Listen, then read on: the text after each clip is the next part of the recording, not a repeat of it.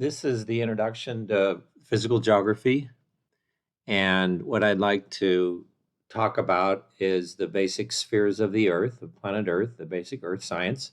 And largely, we can identify four different spheres: the hydrosphere, the lithosphere, the atmosphere, and the biosphere. And we all have some sense, I suppose, of what all of these mean. Maybe the lithosphere would be the least apparent word to us in meaning.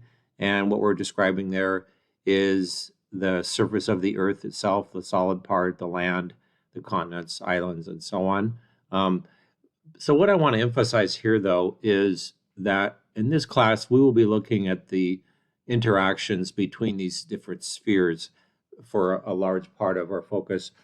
One of the biggest points that we'll make is that the oceans are a source of enormous stability. So much of the hydrosphere uh, stabilizes the planet's temperature.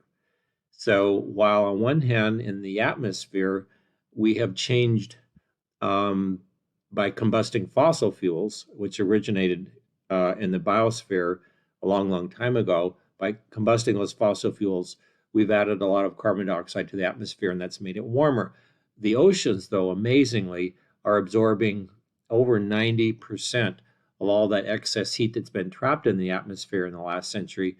And so they have kept the planet much cooler than it would already otherwise be. And on the other hand, though, because of the amount of heat they've absorbed, they're warming too. And the oceans, we're going to see later, are seeing some big changes in their biological systems, especially in coastal areas.